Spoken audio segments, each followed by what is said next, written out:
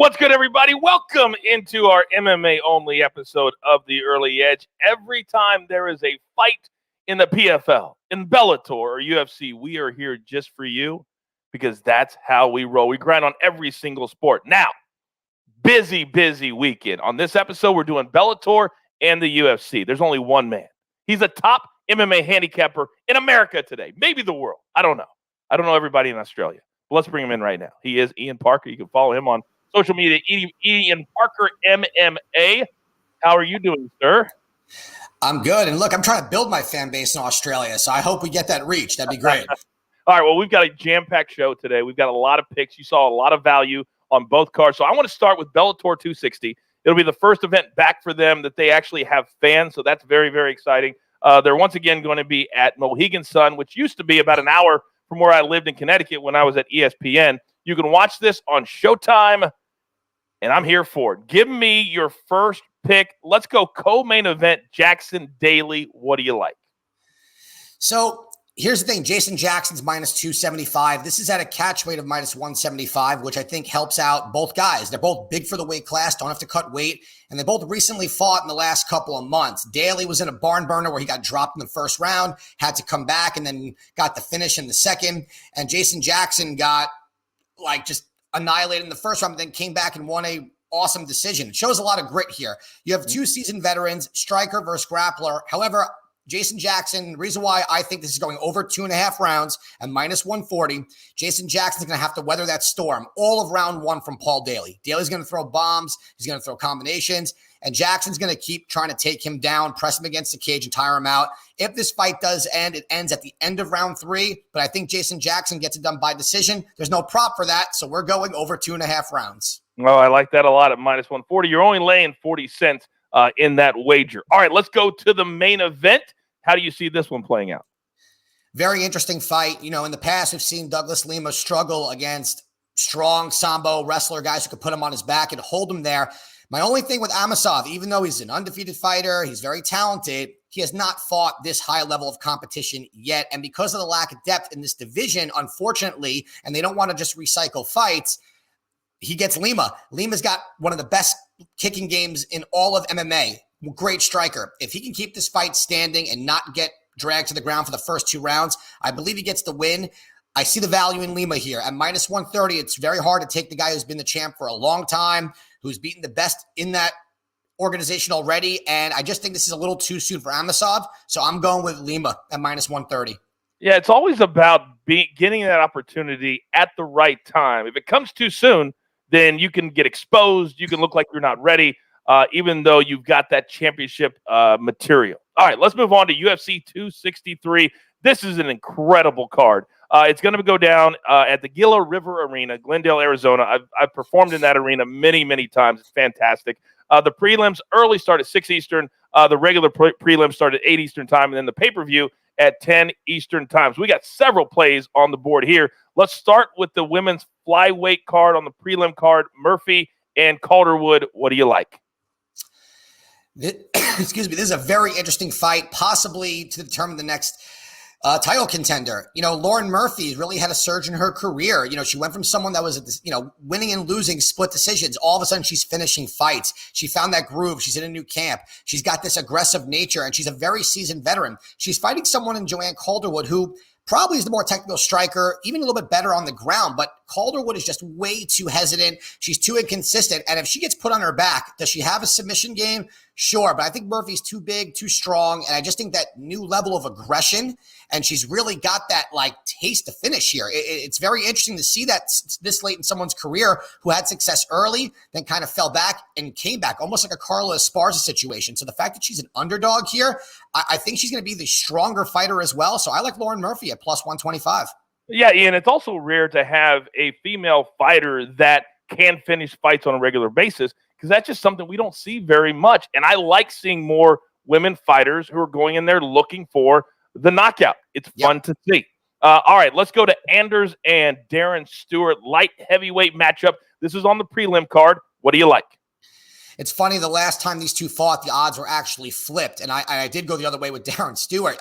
Eric Anders was absolutely dominating Darren Stewart until that accidental illegal knee that ended in a no contest. You know, Eric Anders has always had the potential. Guy played for the University of Alabama in college. He started off in the UFC knocking people out left and right, and then he kind of got exposed with his wrestling game, or lack thereof, you know.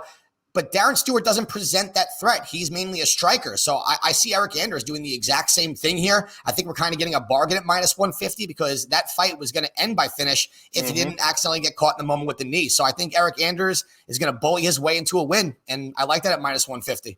I love watching Anders fight too. He's really a lot of fun. Tough guy too. Very tough.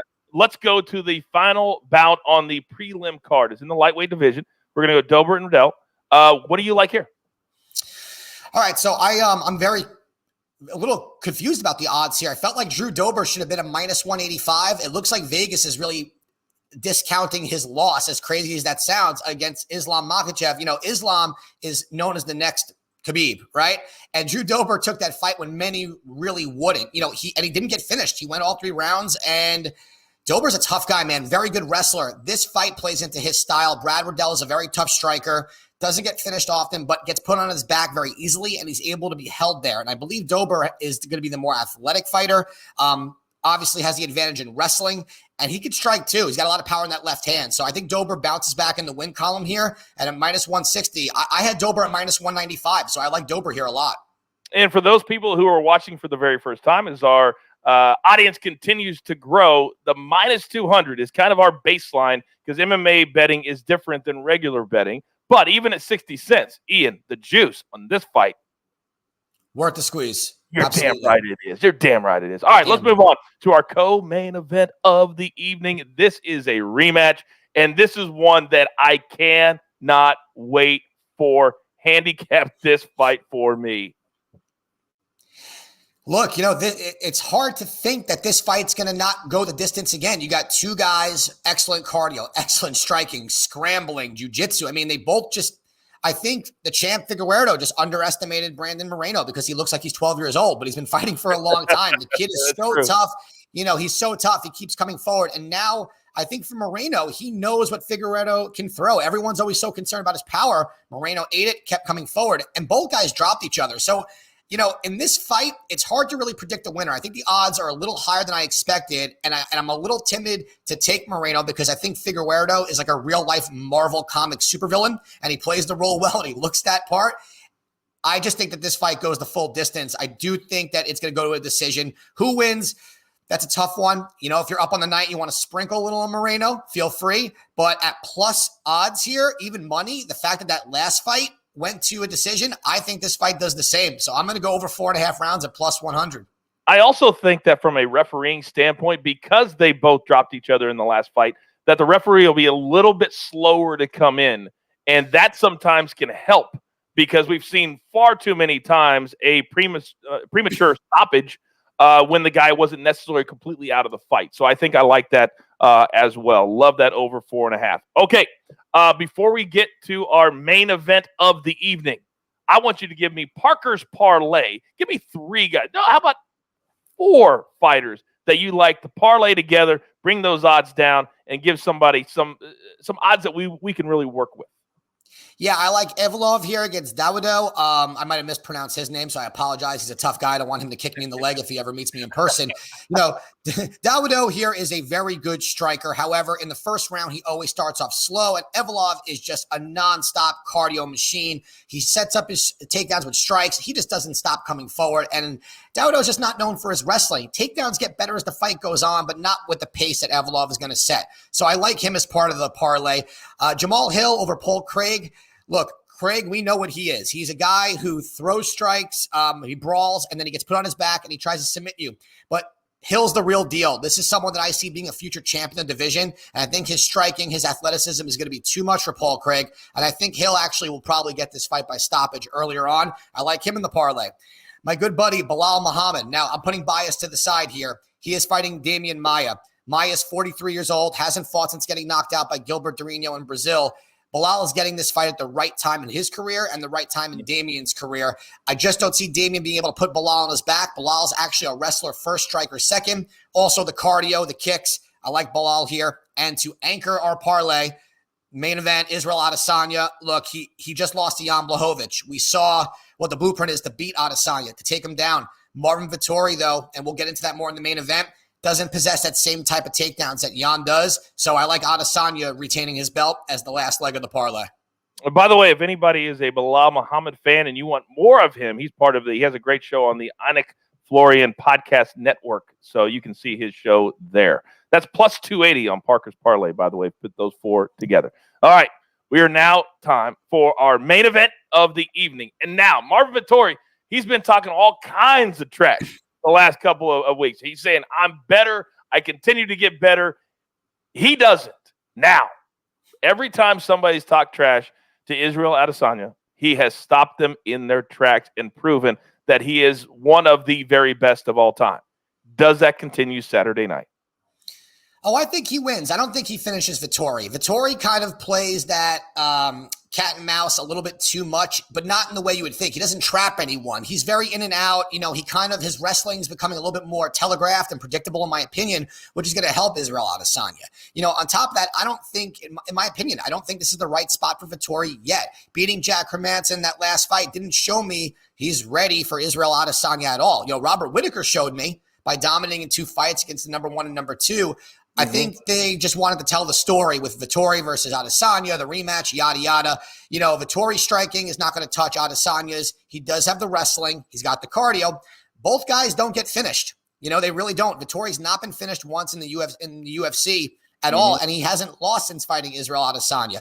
Between the two, Adesanya is evolved the most, as you can see, from winning a split decision to becoming the champ a few years later. I think Adesanya gets it done. He keeps the fight on the feet. He just kind of strikes his way to victory. I think he's going to be a little conservative. I don't think he wants to take 2 losses in a row. So I like Adesanya getting this, especially at plus odds by decision. I like Adesanya here. All right, very good. By decision, Adesanya. By the way, the middleweight title is on the line in this one as well. Yes, boy, a lot of plays on the card. I love it. Action. We're up against it. Grab your paper, grab your pencil, and always follow Ian Parker MMA on social media. We are active the entire time. We'll be in the Discord channel as well as we always discuss the fights and the picks with you. So here we go. In the UFC 263 card, we're on Murphy, Anders, Dober, Adesanya by decision, and then Parker's parlay looks like Adesanya, Muhammad, Hill, and Evilo. That's plus 280. Then Bellator 260. We got 2 plays there. Douglas Lima minus 125. And then the Jackson Daly over 2.5 rounds minus 140. There is nobody else that does the PFL, Bellator, UFC every single week. It's always right here, and we do it just for you. You've got your marching orders. Let's take all of these MMA tickets straight to the pay window for the best MMA handicapper in the world, Ian Parker, and our executive producer, the jeweler, who puts it all together under the Early Edge umbrella. I am the coach. Can't wait for this weekend.